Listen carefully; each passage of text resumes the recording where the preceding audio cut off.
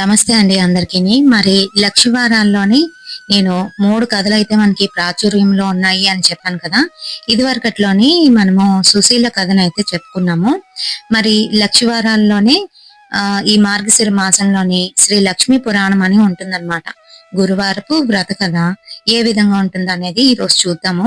దానికోసం మనం ముందుగానే బుధవారం నాడు ఇలా గుమ్మాలు అవి కూడా శుభ్రంగాను తుడిచేసుకొని మళ్ళీ చక్కగాను బొట్లు అవన్నీ కూడా పెట్టుకోవాలి. అలాగే అమ్మవారి పాదాలు గల ముగ్గులను అయితే వేసుకోవాలి. అది కూడా బియ్యం పిండితో గాని లేదంటే బియ్యం పిండితోనే నేను ఇదివరకట్లో ముగ్గురాళ్ళు చేశాను.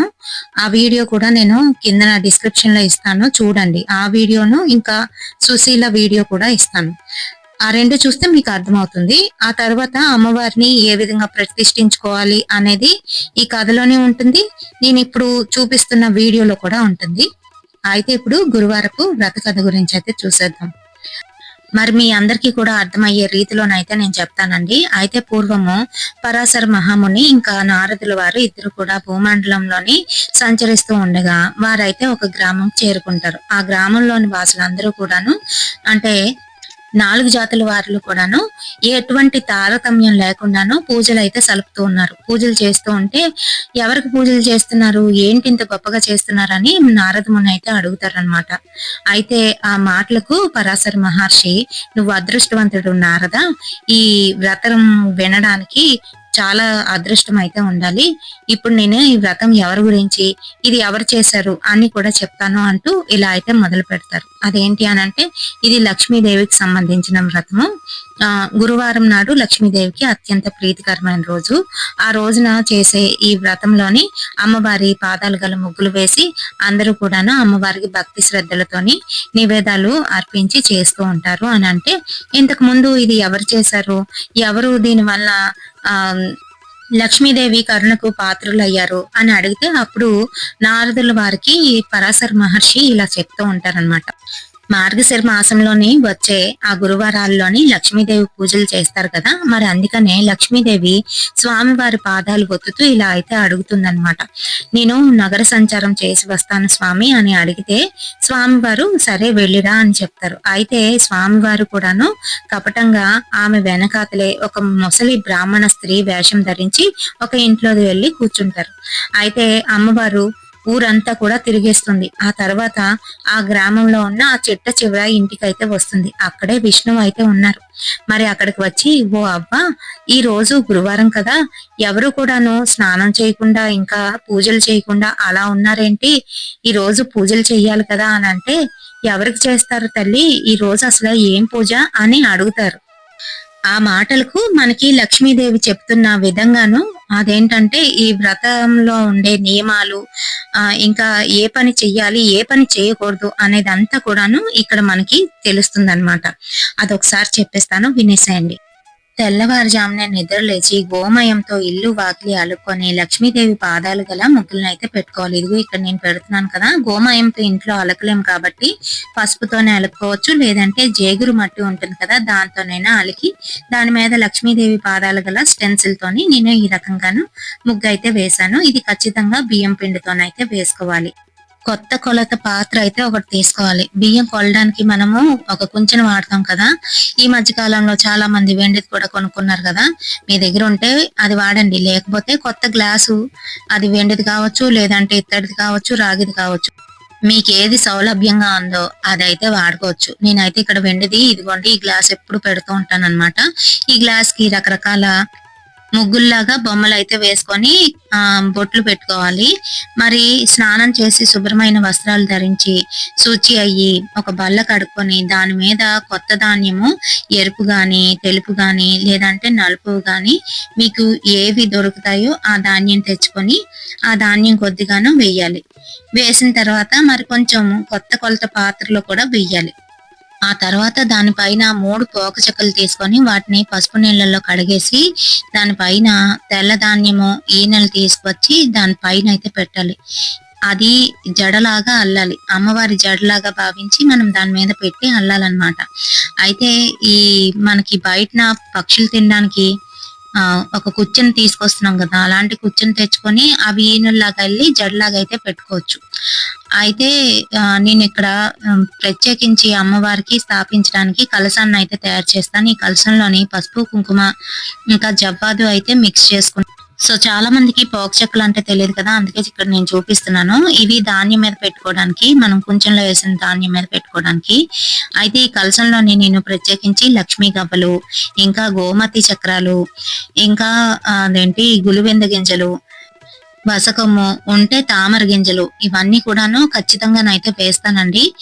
లెక్క ఉంటుంది. లెక్కను బట్టి అయితే వేస్తాను. ఎవరికైనా కావాలి అనంటే అడగండి, కామెంట్ సెక్షన్‌లో చెప్తాను. ఒక రూపాయి బిళ్ళ. అలా వేసిన తర్వాత నేను ఆవాహన అయితే చేసి అమ్మవారిని ఆ పైన కలశ స్థాపన అయితే చేస్తాను. కొంతమంది ఏంటనంటే మనం పెట్టుకున్న ఆ కుంచె మీదే ఈ ధాన్యము ఈనెల్లా చేసి జడల్లి పెట్టడము, ఇంకా అమ్మవారిని దాని మీదే ఆవాహన చేయడం అనేది చేస్తారు. నేను మటుకు ప్రత్యేకించి ఈ కలశం వేరేగా, ఇంకా అలాగే కొంచెం వేరేగానైతే అలంకరించి పెడతాననమాట. ఇప్పుడైతే పైన అంతా కూడాను మామిడాకులు, ఇంకా చుట్టూ అంతా కూడాను అష్టలక్ష్ములు అయితే ఉన్నారు. పైన విఘ్నేశ్వరుడు ఉంటారనమాట. మొత్తం అన్నిటికీ కూడా బొట్లు అయితే పెడుతున్నాను. అయితే ఆ కుంచె మీద మనం ధాన్యం పెట్టినప్పుడు అవి జడలాగా అల్లుతాం కదా ఆ ఈనుల్ని, అది అమ్మవారి జడ కింద భావించి అక్కడేమో మనము వస్త్రం కూడా పెట్టాలి. అలాగే మన కోరికని చెప్పుకుంటూ అక్కడ పుష్పాలు పెట్టి అమ్మవారిని తలుచుకుంటూ గంధము, ధూపం, దీపం కూడా వేయాలి. ఆ తర్వాత ఏంటంటే మొట్టమొదట పాలు నైవేద్యంగా పెట్టి అన్నము, పిండి వంటలు, కూరగాయలతోని నైవేద్యం పెట్టాలి. ఇది ఒక పద్ధతి అయితే, మరి రెండో పద్ధతి కూడా ఉంది ఇందులోని, కన్ఫ్యూజ్ అవ్వకండి. రెండో పద్ధతి ఏంటి అనంటే నుదాస వ్రతం అని అంటారు. ఈ నుదాస వ్రతం ఏంటి అనంటే మార్గశిర మాసంలోని శుక్లపక్షం దశమి గురువారం రెండు కూడా కలిసి వస్తే ఆ రోజు మాత్రమే చేస్తారు. అది కూడాను ఎవరికైతే వ్రత డోరియలు ఉన్నాయో వాళ్ళు మాత్రమే చేస్తారు. అంటే నోము దారాలన్నమాట. నోము దారాలు లేని వారు కేవలం ఇదిగో నేను చూపిస్తున్న విధంగానైతే చేసుకోండి, సరిపోతుంది.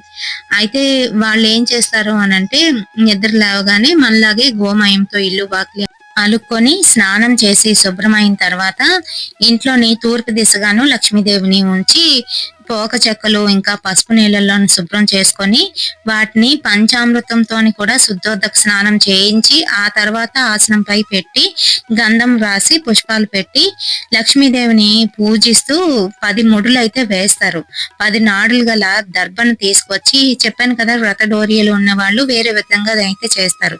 మనం ధాన్యం ఈనులు పెడితే వాళ్ళు దర్భ గడ్డిని అయితే వేస్తారనమాట కప్పి, దాని మీద వ్రత డోరియలు పెట్టి ధూపం, దీపం, నైవేద్యం అన్ని కూడాను నివేదించి నైవేద్యానికి వచ్చేసరికి వండిన పదార్థాలన్నింటినీ కూడా సమర్పిస్తారు. ముఖ్యంగాను పచ్చి బియ్యం కొంచెం తీసుకొని నానబెట్టి వాటిని దంపి పిండిగా చేసి ఉండ్రాలు చేసుకొని కొబ్బరికాయ, అరటి పళ్ళు, జున్ను, తీపి వస్తువులు ఏవైతే ఉన్నాయో ఆ పదార్థాలన్నీ కూడా అమ్మవారికి ఇష్టమైనవి అవన్నీ పెడతారు. ముఖ్యంగా ఇక్కడ ఏంటంటే ఆ ప్రసాదాలు ఏవైతే వాళ్ళు అమ్మవారికి పెడతారో ఆ ప్రసాదాలని ఇంటికి వచ్చిన ముత్తైదువులకి అందరికీ కూడా పంచి పెట్టాలి. అలా పంచి పెట్టకపోతే లక్ష్మీదేవి ఇంట్లోనైతే ఉండదు. ఇక్కడ నేను కొంచెంలోనే ధాన్యం అయితే వేస్తున్నాను. ధాన్యం పైన నేను ఆ పోగ చెక్కలు పసుపు నీళ్ళల్లో కడిగినవి పెట్టి దానికి పసుపు, కుంకుమ అయితే పెట్టుకొని మనసులోని కోరికను అయితే చెప్పుకుంటాను అనమాట. ఈ విధంగాను మనం చేసుకుంటాము. డోరియలు ఉన్నవారు ఆ విధంగానైతే చేస్తారు. ఇప్పుడు నియమాలు తెలుసుకుందాము. గురువారం నాడు నూనెతో వండినవి మనం అయితే తినకూడదు. మనం కంప్లీట్ గాను ఫాస్ట్ అయితే ఉంటే చాలా బెటర్. రాత్రికి పళ్ళు తిని ఊరుకోవాలి. పాలు తాగి ఊరుకోవాలి. ఉప్పు గాని నూనెతో చేసినవి గాని అస్సలు ముట్టకూడదు. పిండి వంటలు గాని తినకూడదు. అయితే గురువారం పూజ చేయని వారు చేప, మాంసం కూడా తినకూడదు. ఆ రోజు ఒక్కరోజే కాదు, ఈ వారాలు చేస్తున్న అన్ని రోజులు తినకూడదు. తలకి నూనె రాసుకోకూడదు. అంతేకాకుండా పత్తితోని ఒత్తులు అయితే చేయకూడదు. ఆ ప్రత్యేకించి పత్తితో ఒత్తులు ఆ రోజున చేయకూడదు అన్నమాట ఈ నియమాలు. మంచం మీద పడుకోకూడదు. రాత్రి పెరుగన్నం తినకూడదు. అలా చేస్తే లక్ష్మీదేవి ఇంట్లో ఉండదు. ఆడవాళ్ళు ముఖ్యంగాను రాత్రిపూట పెరుగన్నం గాని, మజ్జిగ గాని ఇలాంటివి తినకూడదు, తాగకూడదు. ప్రత్యేకించి ఈ మాసంలోనే ఎవరైతే వ్రతం చేస్తున్నారో అటువంటి వారు. మరి అలా తిన్నట్లయితే ఇంకా అతి దరిద్రులు అయిపోతారనమాట. ప్రాతకాలంనే నిద్ర లేవాలి. తెల్లవారినే నిద్ర లేవాలి. పొయ్యిలో ఉన్న కాలిన బూడిద ఏదైతే ఉందో అది తీసేయాలి. అందులో అలా ఉంచకూడదు. వీధి వాకిలి చిమ్ముకోవాలి. ఇంకా అలాగే చక్కగా ముగ్గులు పెట్టుకోవాలి. వంటింట్లోనే అలానే అంట్లు అయితే వదిలేయకూడదు. చాలా మందికి అలవాటు ఏంటి అని అంటే రాత్రులు బద్దకించేసి వదిలేస్తూ ఉంటారు అలానే అంట్లని. అలా చేయకూడదు. తెల్లవారులెగ్గానే అదేదో పెద్ద పనిలాగా చేస్తూ ఉంటారు. అస్సలు అంట్లు అనేవి రాత్రులే తోమేసుకోవాలి. ఇలా చాలానే నియమాలు చెప్తుంది అమ్మవారు. ఆ తర్వాత ఇంకనూ వెతుకుతూ ఊరి చివరికి వెళ్తుంది. అక్కడ ఒక బీద హరిజన స్త్రీ అయితే ఉంటుంది. ఆమె చక్కగాను ఇల్లునంతా కూడా గోమయంతో అలికి అమ్మవారికి నచ్చిన విధంగాను అమ్మవారి పాదాలు వేసి పూజ అయితే చేస్తుంది. అక్కడికైతే వెళ్లి తన 2 పాదాలని మోపి అక్కడైతే ప్రత్యక్షం అవుతుంది. ఆమెకి వరాలను అయితే ఇస్తుంది. ఆమె భక్తి శ్రద్ధలను చూసి ఆమెకు అడగకుండానే అష్టైశ్వర్యాలను ప్రసాదిస్తుంది. ఇదంతా పైనుంచి చూస్తున్న బలరాముడు వైకుంఠవాసి అయిన హరికి చెప్తాడు, నీ భార్య ఇలా అంటరాని స్త్రీ ఇంటికి వెళ్లి వరాలనిచ్చింది, తన్నే ఇంట్లోకి రానివ్వకు అని. మరి అమ్మవారు వైకుంఠానికి వెళ్లేసరికి బలరాముడైతే అక్కడ గుమ్మం దగ్గర అడ్డుకుంటాడు. అంతేకాదు శ్రీహరిని కూడా రావద్దని చెప్పమని అనగా తను అన్న మాట ప్రకారం చేస్తాడు.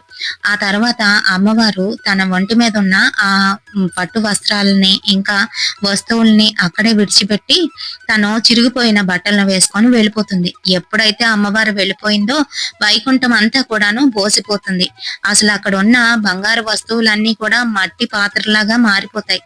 అంతేకాదు వైకుంఠం అంతా కూడాను భక్తజనంతో ఉండేది. భక్తులే కనిపించకుండా మాయమైపోతారు. అసలు ధనాగారంలో ధనం కూడా ఉండదు. అంతే మరి త్రాగడానికి నీళ్లు కూడా వాళ్ళకి ఉండవు. అయితే మరి అలానే ఆ రాత్రి వారిద్దరూ కూడాను పడుకుండిపోతారు. మర్నాడు తెల్లవారే నిద్ర లేచి చూసేసరికి వాళ్ళకి ఏమీ తినడానికి ఉండదు. కనీసం మొహం కడుక్కోవడానికి నీరు కూడా లేవు.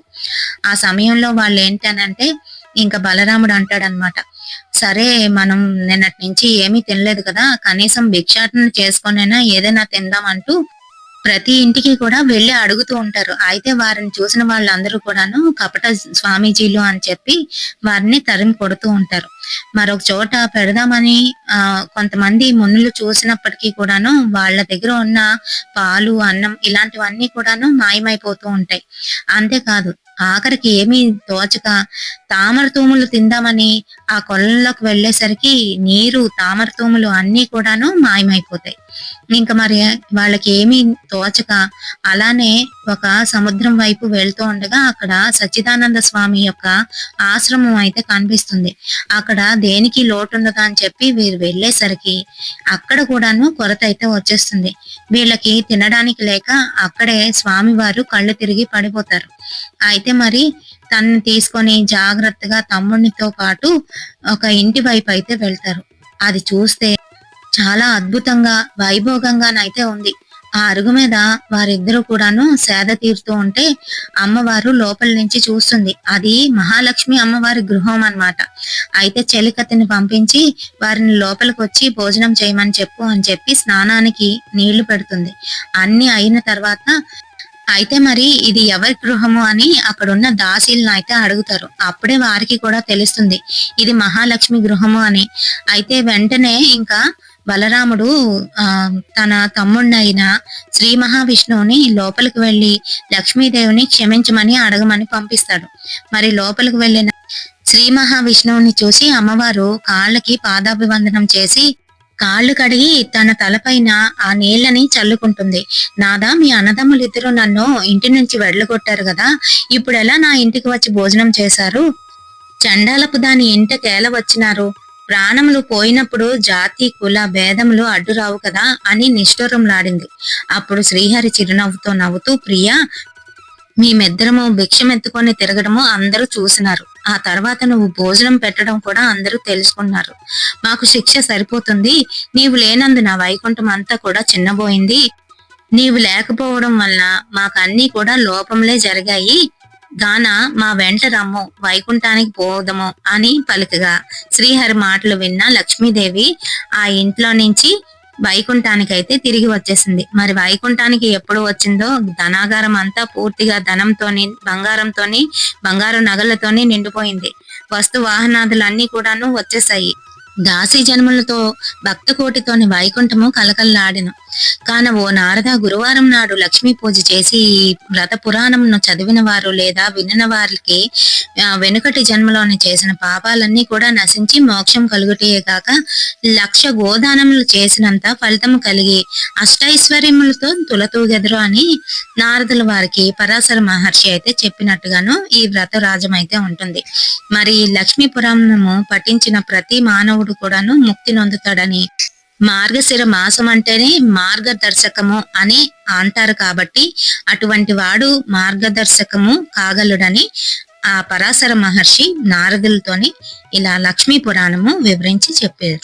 మరి లక్ష్మీ పురాణము తప్పకుండా చేసుకోండి. ఆ లక్ష్మీదేవి అనుగ్రహం అయితే పొందండి. ఈ వీడియోలోని క్లుప్తంగా అన్ని కూడా విశదీకరించి చెప్పాననే అనుకుంటున్నాను. మరి వీడియో నచ్చితే తప్పకుండా ఒక లైక్ అయితే వేయండి. రేపటి సరికొత్త వీడియోతోని మళ్ళీ మీ ముందుకైతే వచ్చేస్తాను. అంతవరకు స్వస్తి.